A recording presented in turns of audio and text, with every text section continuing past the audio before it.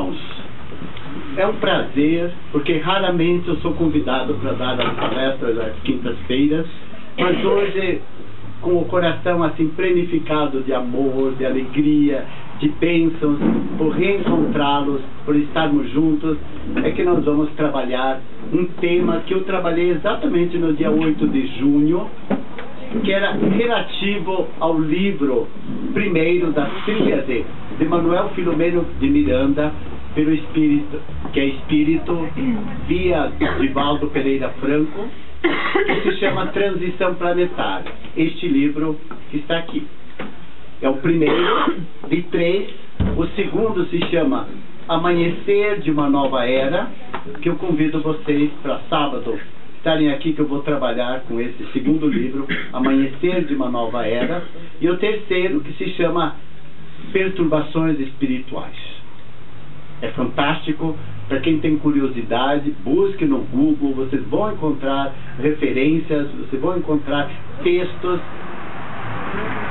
sobre essa obra, Transição Planetária, que se faz muito necessária. Eu quero dividir a palestra em 2 momentos. Rapidamente fazer um breve comentário a respeito da obra, para na segunda parte falarmos de um tema que é por demais caro, que se chama o nosso esforço de transformação moral, que é exatamente o que o livro, o que a espiritualidade, o que a literatura traz-nos hoje dentro da área espírita, esse convite, conclamando-nos, concitando-nos mesmo a nos transformarmos.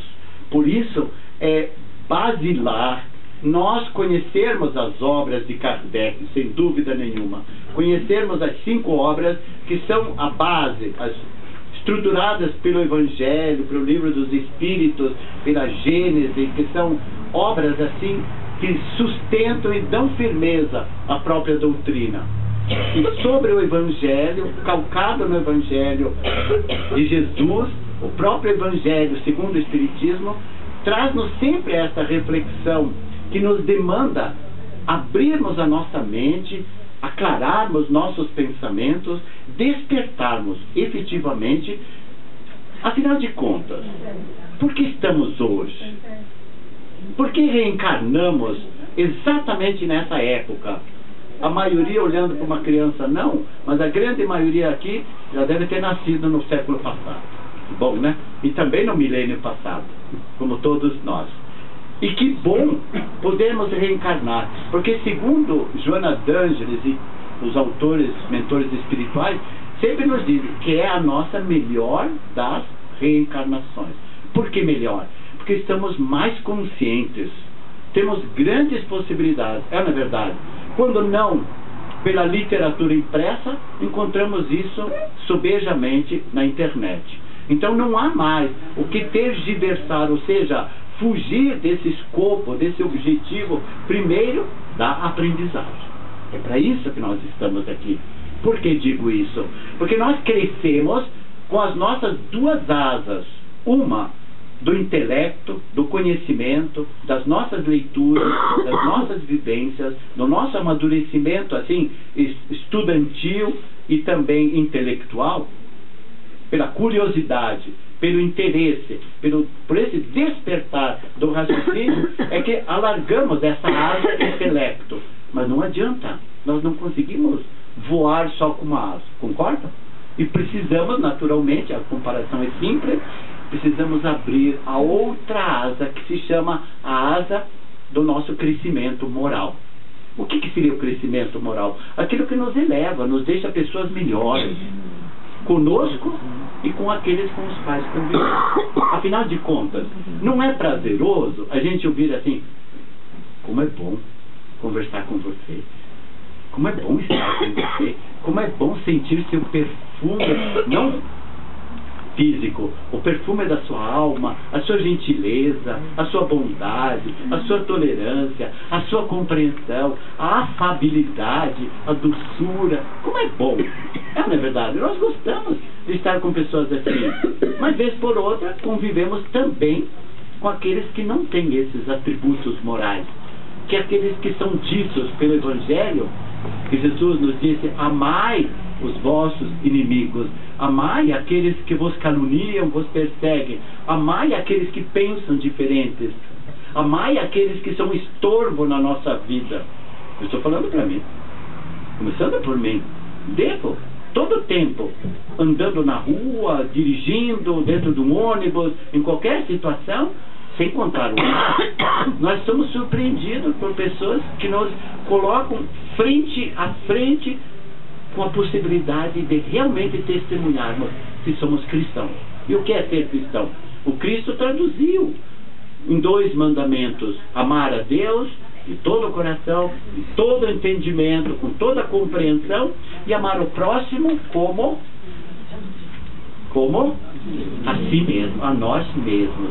Esse atributo, essa tríade do amar a Deus, ao próximo e a si mesmo, reverte na inteligência, que é a sabedoria primeira. Eu digo assim, a nossa verticalidade de nos mantermos em pé é a nossa ascensão para o alto. A nossa horizontalidade, nossos braços abertos, é a inteligência social, da convivência com os nossos irmãos. Mas não nos esquecemos que temos o nosso interior, nossas emoções, nossos sentimentos, tantas vezes destrambelhados, não é verdade? Carregados dessas síndromes de pânico, medo, de ansiedade, de temores, de angústias e etc., que precisamos solver. Então observem que quando nos elevamos a Deus, nos mantemos eretos para o alto. Abrindo nossos braços, nós também convivemos com os nossos irmãos, sem os agredirmos. É como se eu pedisse a cada um de vocês que fizessem assim. Seria uma habilidade, não é verdade? Para não bater no irmão que está próximo. É a nossa convivência. Mas a comparação maior é de quem anda sobre um cabo de aço atravessando um precipício. Ele anda com pensamento focado, não no precipício, focado na meta, de chegar do outro lado, olhando para a frente, mas ele tem que trabalhar as suas emoções. É exatamente isso que o nosso esforço de transformação é que nos possibilita vivermos nesta era propiciatória de mudanças radicais. O primeiro pensamento que eu gostaria de trazer para a reflexão diz assim: esta é a hora de mudanças positivas, de alinhamento de condutas. Observe, é a hora de mudanças positivas. O que eu estou fazendo? Qual a minha colaboração? O que eu estou contribuindo para o mundo ser melhor? É uma pergunta bem interessante. Quando você fica o tempo todo, perdoe, vou falar assim mais incisivamente, o tempo todo focado nos noticiários, e você diz, mas eu preciso saber de tudo. Ótimo. Mas você não precisa saber o dia inteiro ouvindo as mesmas coisas, TV, rádio, internet, jornais, de todos os tipos, aquela notícia bombástica, repetitiva, de violência, de guerra, de desamor, sem contar de corrupção, sem contar aquilo que estamos vivendo no nosso país, que isso vai te alterando emocionalmente. É bom saber? É. Saber para quê? Para dizer, eu não vou me deixar corromper. Observe como isso é bom. Isso se chama uma transição. Se é transição, é época de mudança. E mudança de quê? Desse alinhamento. No final da década de 90, ou seja, no final do século passado e do milênio, ouvíamos muito. É chegada a hora, amados irmãos, via plano espiritual, de separar o joio do trigo. Ou seja, de você se posicionar, de você se alinhar, não mais em cima do muro, mas dizer, eu estou do lado do bem ou do mal. Não há mais hora de dizer, eu sou morno. Como Jesus disse, os mornos serão expelidos da minha boca. Ou você é quente, ou você é frio. Que se eu falar seja sim, sim, não, não. Observe o que Jesus disse. Eu não estou inventando. Estou trazendo o Evangelho. Que o seu falar e para falar eu preciso pensar. Que o seu pensar seja afirmativo, assertivo, assertividade, de dizer sim ou de dizer não. Agora, aquele talvez, será, ou mas. Observe que depois do mas, vem sempre uma carga negativa. Já repararam? Normalmente, porque ele é uma conjunção adversativa que se opõe ao primeiro pensamento. Então ele vem exatamente ao contrário. Quando alguém lhe diz alguma coisa, você diz, mas observe que há um questionamento mais tendencioso para o negativo. Então, acabemos com o se, com o mas, com essas conjunções que nos demandam decisões. Então, esse alinhamento de conduta supõe que nós tomemos, por isso que as palestras, elas são sérias. Posso até brincar, mas o assunto é sério. Observe, ele chama a atenção quando diz, esta é a hora, não é amanhã, esta, hoje, aqui, agora é a hora. 1990 era uma época, 2017 é uma época. Agora, de que trata este livro? Por que transição? Na década de 90, ou basicamente no ano de 1980, Joana d'Angelo já dizia que estavam sendo trazidos do alto espíritos do bem, espíritos de luz, abnegados benfeitores de escola, almas, espíritos de elevadíssima, não só cultura, mas de elevação moral, que já começavam a se reencarnar aqui na Terra. Para quê? Para colaborar com essa mudança que seria muito importante e que adviria em breve. Na mesma época, lá pelos anos 1986, Cândido Xavier, Chico Xavier, já falava sobre essa transição.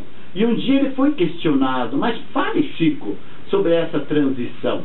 Ao que ele se reportou a uma reunião no plano espiritual presidida por Jesus e que esteve presente o próprio Chico Xavier com o Emmanuel. Observe a importância. Observe o espírito de Chico Xavier de participar junto com Emmanuel, que era o mentor dele, numa reunião no plano espiritual. Por que essa reunião? Porque estava prestes a ser decretado a extinção do planeta Terra. E Jesus foi solicitado a que ele tivesse clemência, a que tivesse piedade do nosso planeta. Ao que ele se reportou que em 20 de julho de 1969, os mais antigos se recordam, que o homem pisou na Lua. Exatamente no dia 20 de julho de 1969. E Jesus disse, pela sua bondade e pelo seu amor, que concederia uma moratória de 50 anos ao nosso planeta para que se redimisse, para que voltasse nesse alinhamento justo e necessário. Os 50 anos, meus amados, começaram em 20 de julho de 69 e acabam exatamente em 20 de julho de 2019. No dia 8 eu falei, pouco mais de 2 anos. Agora já são menos de 2 anos. E a cada dia passa. O que vai acontecer em 2019? Calma. Não se apavore. Se o homem não se alinhar, se o homem não tomar atitude, o homem todo do planeta, os 7 bilhões de encarnados, os governantes, todos nós, não nos unirmos em prece, em vibração, em luz e em amor, pode ocorrer uma terceira guerra mundial, que é a guerra nuclear. E nós todos sabemos que o primeiro que explodir uma bomba nuclear vai ser a extinção praticamente de todo o nosso planeta. E Chico Xavier faz uma profecia nos anos de 1986 de que o mundo poderia ser extinto, a começar por todo o hemisfério norte. Todo o hemisfério norte seria dizimado pela bomba nuclear, que não seria apenas uma.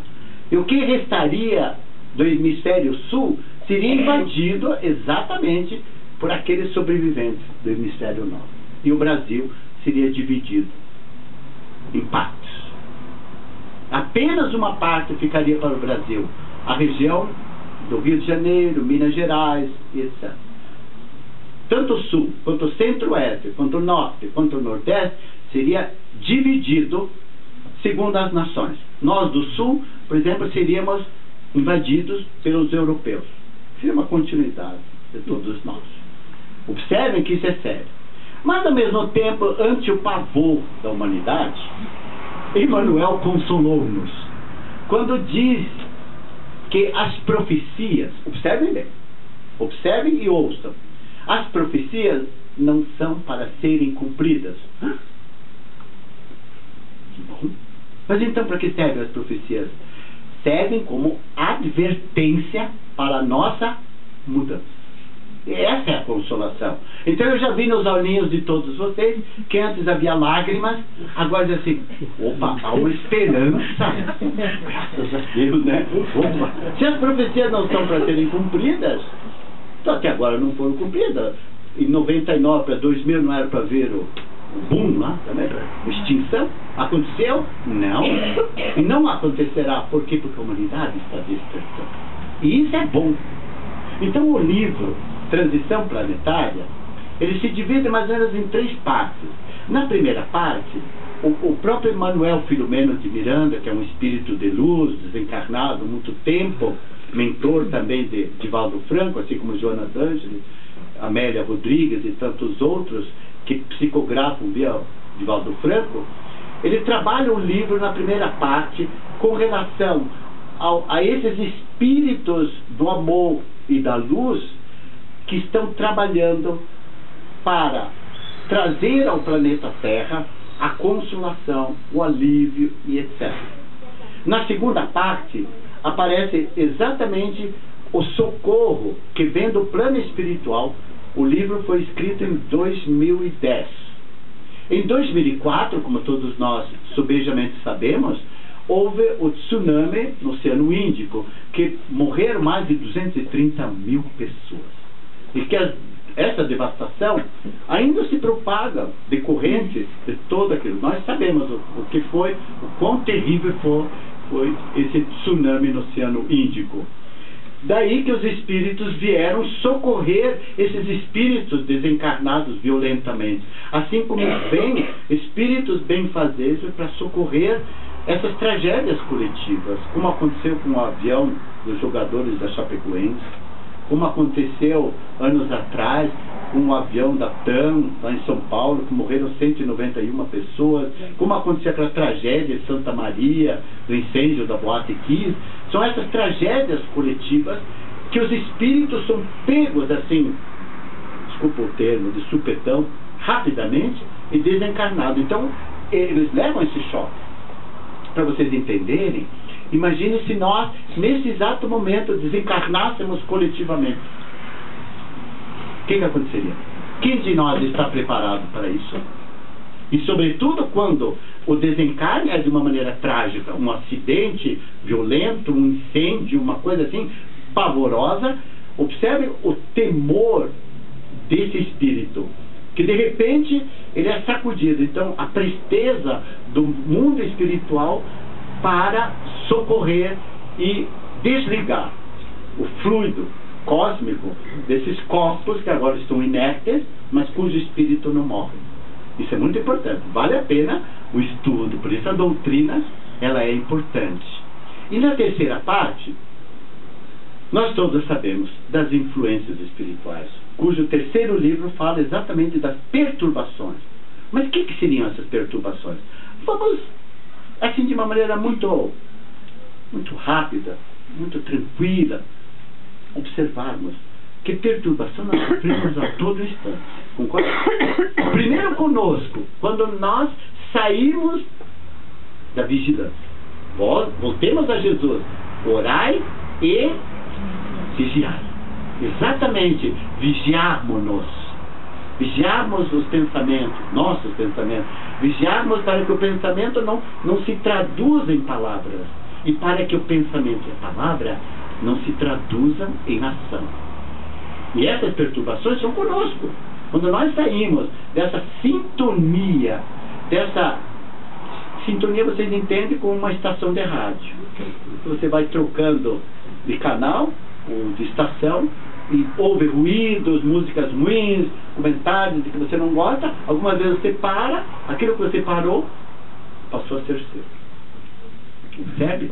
Que o pensamento é assim, ele vai passando. Você parou, aquele pensamento passou a ser seu.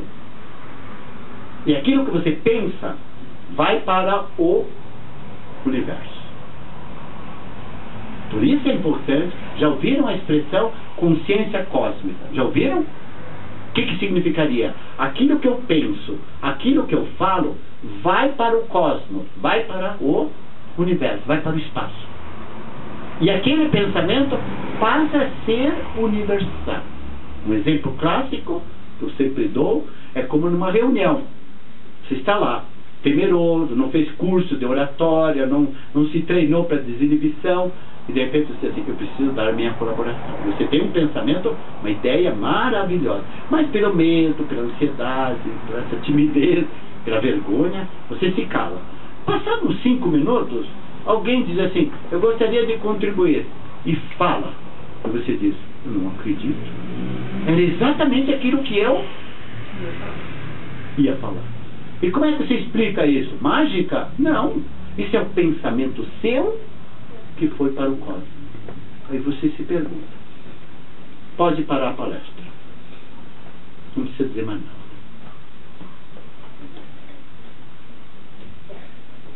Obrigado por pensar. O que vocês pensaram agora já está na consciência cósmica. Além do mais, está com você. Então, nós nos perguntamos: o que devo fazer? Vigiar. Quando vem um pensamento, você aceitou, você diz logo em seguida: não, esse pensamento já não é mais meu, eu vou dissolvê-lo com um pensamento bom. Pronto. Você mandou simultaneamente uma vibração de amor, de luz.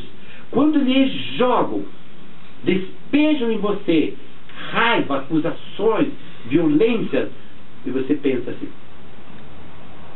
está com ele, não está comigo. Quantas vezes eu aprendi? Eu trabalhei 49 anos como professor. Depois dos 40, eu aprendi. Quando o jovem universitário tentava me colocar na parede, assim: o problema não está comigo. Calma. Então significa que o que é do outro, é do outro. O que é meu, são meus pensamentos. Aquilo que eu gerencio, aquilo que eu estimulo. Então essas influências são terríveis. A par que, além das influências daqueles que conosco convivem na matéria, lado a lado, que ficam lá buzinando, como o jovem diz, o tempo todo para nós: mas se fosse você, eu faria isso. Mas por que você não faz isso? Essas são influências, são perturbações. Agora você imagine aquelas influências dos que já partiram. Já ouviram falar também? Sim ou não? Sim. E quem são eles? São exatamente aqueles que conviveram conosco. E que nós não aprendemos a perdoar, a esquecer, não abraçamos, não cumprimentamos, não sorrimos e criamos nossos próprios inimigos. E eles desencarnam. Levam consigo tudo isso que estava em desavença conosco. E no plano espiritual, já sem a matéria, trazem, quando você abre a sua guarda pelo pensamento, pela má sintonia, pela má vigilância, você permite, e eles vão te jogando. E você, tolamente, aceita, começa a tomar atitudes destrambelhadas, e de repente, quando você se dá conta, você se: mas eu não acredito, eu entrei no jogo.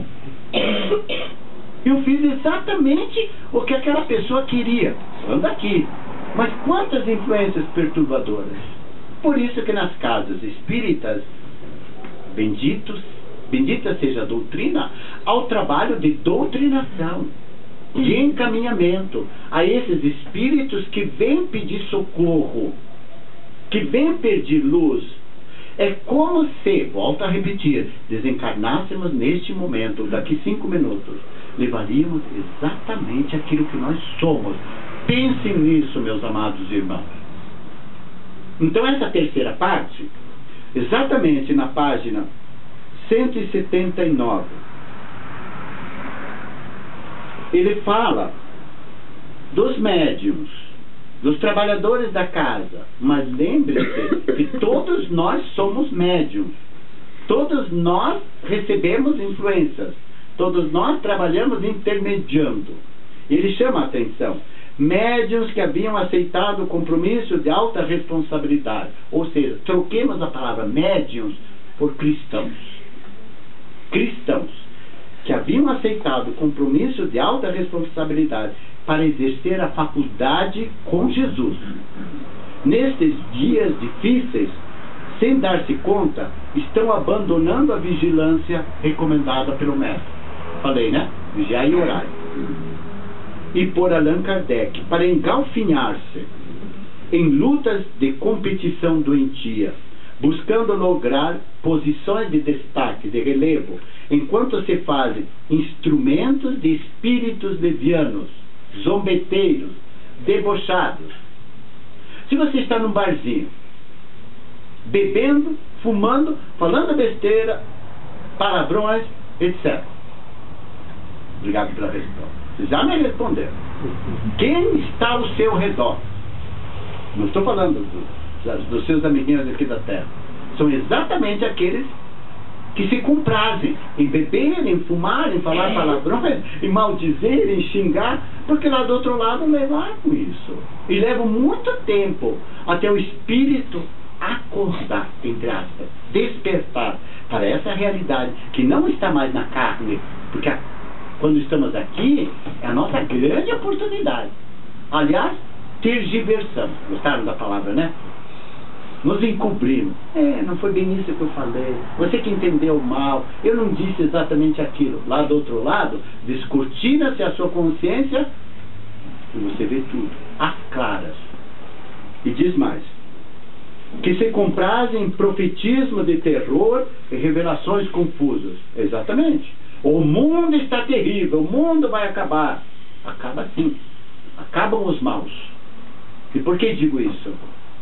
Porque dentro dessa moratória de 50 anos, queridos, há um parênteses a ser dito. Ou você se modifica e vai para o bem, ou você termina a sua presente encarnação e não retornará nunca mais a este planeta.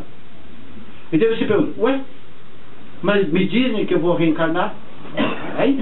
Só que quando você não se modificou, você vai reencarnar num planetinha inferior, onde você, que hoje já aprendeu muito, tem até doutorado, mestrado, segundo grau, faculdade, muito conhecimento, vai voltar lá no planetinha inferior, como dizem, entre aspas, ensinar a fazer foguinho.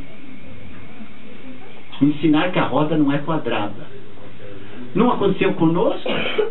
Que nossa origem primeiro foi dos exilados da capela, que eram espíritos rebeldes lá da capela e que foram trazidos para povoar o planeta Terra, dentre os quais, quiçá, estávamos lá. Se não estávamos no momento, viemos logo em seguida. E que é preciso, pois, percebermos que eles são recambiados para esses espíritos inferiores. E os outros que se elevaram, que se modificaram. Por isso, amados irmãos, é hora da transformação, é hora da mudança para melhor. Que daí você tem novas possibilidades de retornar ao planeta Terra. Ele termina: tentam introduzir em todos os lugares as informações inverdadeiras de que se fazem portadores, gerando incompreensão e desordem. agredindo-se, observe, agredindo-se reciprocamente, a troco da vaidade, que transborda em direção do orgulho e da soberba, esquecem-se de servir a causa cristã a fim de servir-se dela. Quer dizer, ao invés de servir, servem-se, usam, ao invés de serem instrumentos, de serem servidores. A comparação que eu li na pesquisa que eu fiz ontem e hoje, diz textualmente assim, que tantos irmãos nossos ainda são recambiados a esses planetas com a necessidade de melhoria. Então é o despertamento mesmo de que se faz necessário. Acredito, pois, que é interessante, só a dados de interesse de vocês, o que encontrei também em alguns comentários de Jonas Angeles, que em 2025 reencarnarão 200 mil espíritos de alta elevação moral para alinhar e impulsionar a mudança pela qual iremos passar muito em breve. Vou repetir, com minhas palavras. Em 2025, como você é inteligente, o Cris já deu uma cutucada e diz assim, opa, então não vai acabar em 2019. Porque se iremos ver que 200 mil espíritos superiores vão reencarnar para ajudar, é sinal que não vai acabar. Não se conforme muito, não. Saia da preguiça. Sacuda-se. Mude-se. Mas não precisa ser de repente. Você não vai conseguir. É a pouco e pouco que as coisas acontecem. Não encontramos dentro de Allan Kardec quando nos diz que a natureza não dá saltos. Já ouviram essa expressão? Ela não dá saltos, ela vai linearmente, paulatinamente, etc. Então a nossa mudança é também a pouco e pouco, passo a passo, gradativamente. Começa por um pensamento melhor, que você vai mudando. Por exemplo, agora, você já foi para casa, já foi para lugares, foi para o ambiente de trabalho, já lembrou daqueles colegas, daqueles que trabalham com você, que são maravilhosos, né? São pessoas do bem, pessoas que fazem você se modificar. São esses que são nossos verdadeiros amigos. Os amigos, esses nos cutucam, nos puxam as orelhas, e os outros nos pedem. Como é? Vai melhorar ou não? Porque estão o tempo todo no nosso pé moral, a nos dizer, vai reagir? Então você já foi, já pensou, mas ao mesmo tempo você os envolveu com amor, com a docilidade, com a bondade, com a ternura.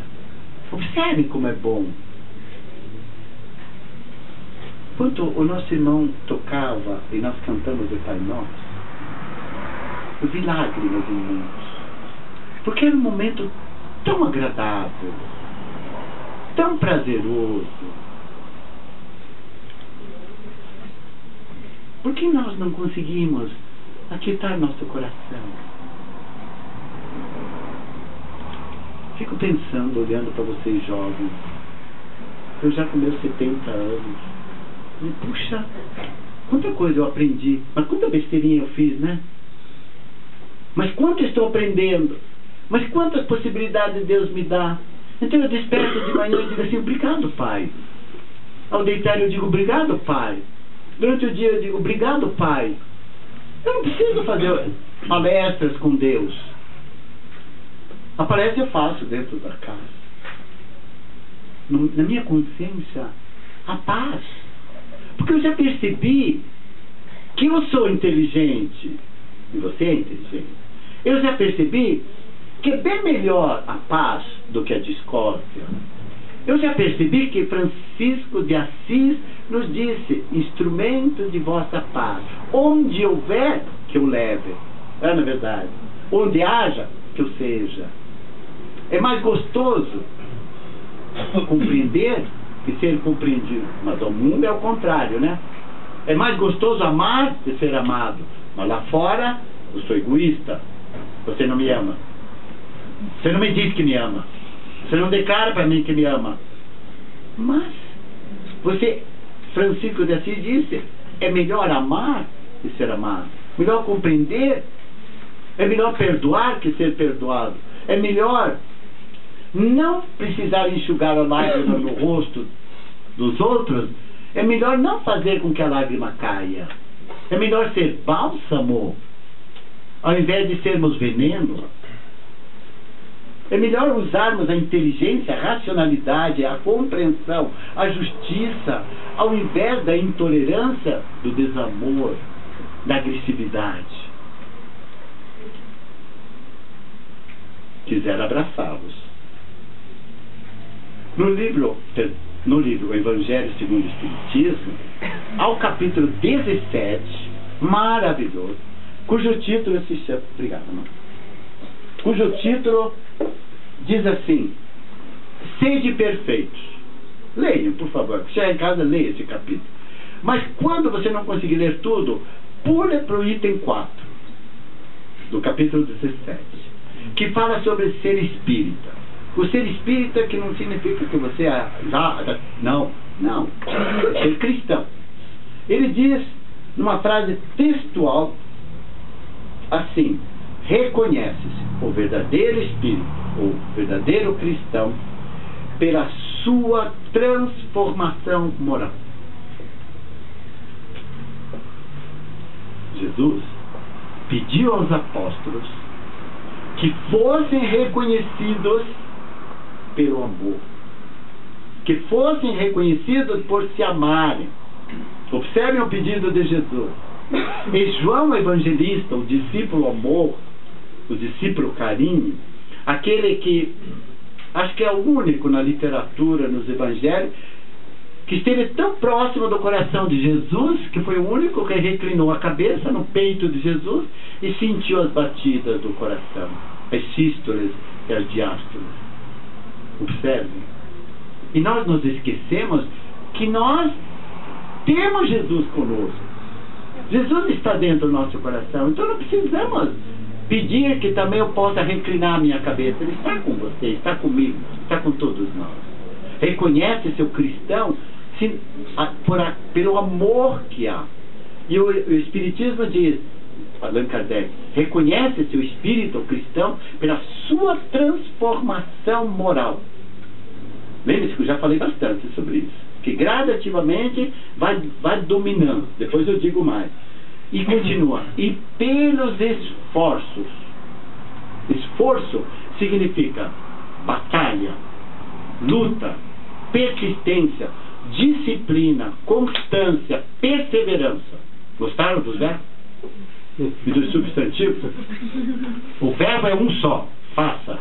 O outro são os substantivos abstratos que nós os concretizamos: constância, persistência, boa vontade, disciplina, organização. Tudo isso é de uma alma que está melhorando. Então, pelos esforços que empreende, para quê? Para domar as suas más inclinações. Domar. É um corcel, é um cavalo bravio,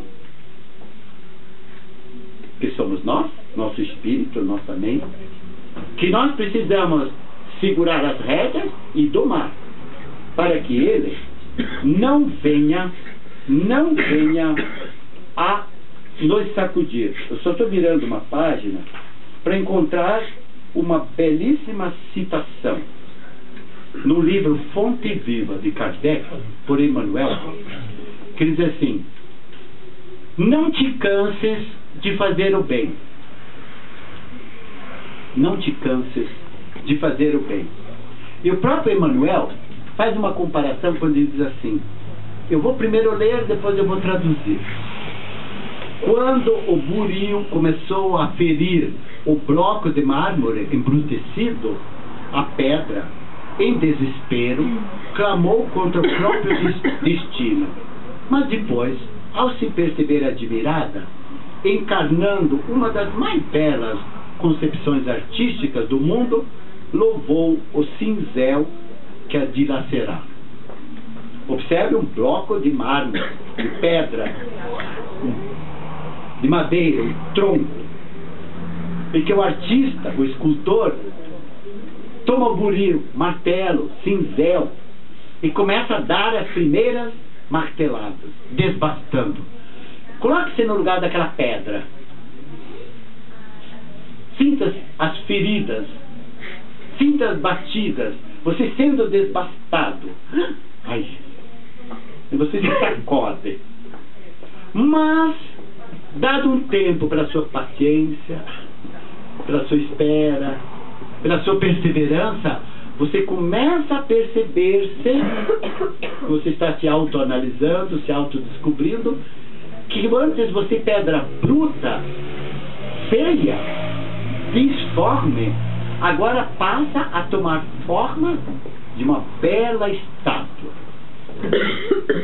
Tal como Michelangelo, quando esculpiu, observe bem, Moisés, quando ele pegou o martelo, tão embevecido que ficou diante da obra dele, quando bateu no joelho e disse assim: fala, Moisés, ou seja, fale, Moisés.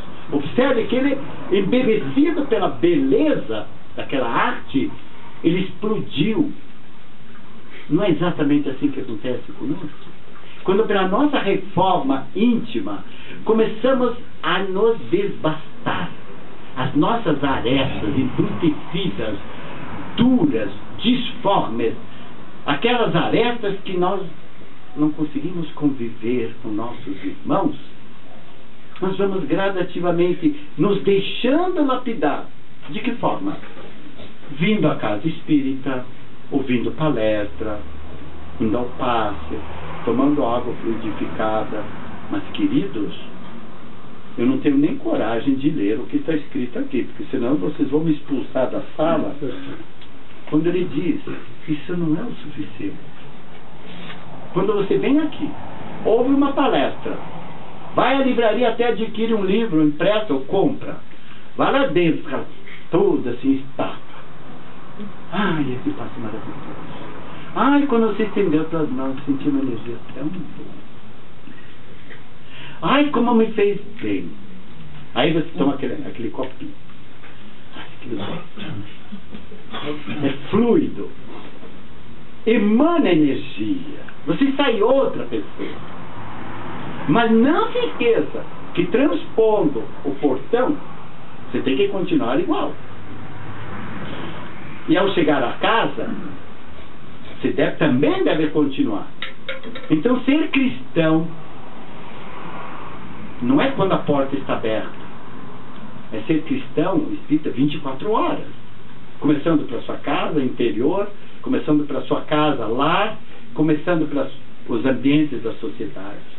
Essas são nossas verdadeiras transformações. Ai, meu querido, tanta coisa. Vamos lá.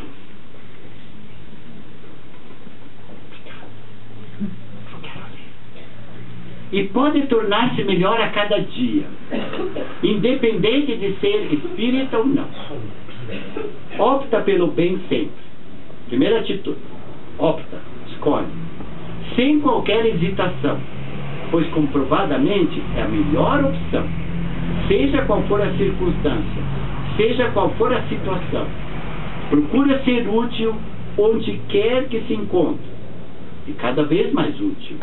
Procura fazer a parte que lhe cabe, com esforço, dedicação, com zelo, com competência. Procure fazer a sua parte, com esforço, com dedicação, com zelo, com cuidado e com a competência.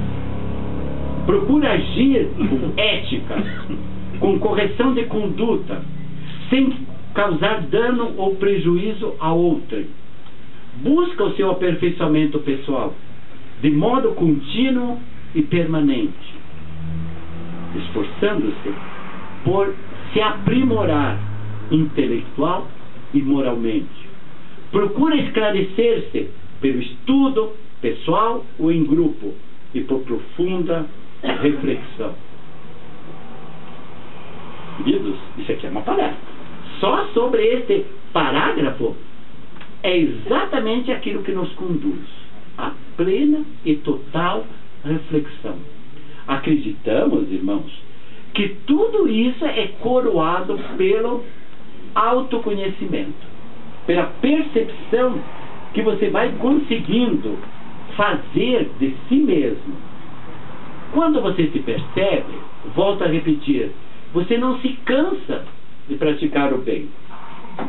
Jamais te desespere. Jamais. Mantenha-se calmo. Seja qual for a circunstância, seja qual for o lugar, mantenha-se o mais possível calmo. Segure o pensamento. Prenda a palavra. Morda a língua 1000 vezes antes de proferir. As palavras, eu já ouvi um dia na doutrina evangélica. Palavras têm poder. E como tem? Quando você diz, eu não consigo, você construiu, delineou todo o universo negativo ao seu redor. Qualquer um de vocês, e desafio, nesse exato momento, poderiam levantar-se, qualquer um, e vir aqui na frente e explanar, do mesmo jeito que eu explanei, e quiçá muito melhor. A capacidade é inerente, a inteligência é igual, fomos criados da mesma forma, princípio inteligente, como uma semente que contém em si tudo. O tudo que eu estou dizendo é o tudo de bom, como também o tudo de ruim. Por isso que, nesse capítulo 17, item 4, diz assim, conhece seu cristão pela sua transformação moral e pelos esforços que faz para domar essa agressividade que nós temos. Este é o verdadeiro cristão. Este é o verdadeiro esforço. Ninguém, eu grifei aqui, ninguém veio a este mundo a passeio. Turistas que fazem a sua selfie, tendo por fundo a Torre Eiffel, ou a Estátua da Liberdade em Nova York, ou em Roma, o Vale de los Caídos em Madrid, ou em qualquer outra parte, tudo isso é benéfico. São férias, são prazeres que você se dá. Todavia, a ociosidade não é a nossa vida, não é característica, porque não estamos aqui a passeio. Viemos com uma missão, viemos com a consciência, viemos com a determinação para evoluirmos, para melhorarmos. Isso é sério, meus irmãos. Por essa determinação, por essa compreensão, é que nós dizemos que o momento é decisivo.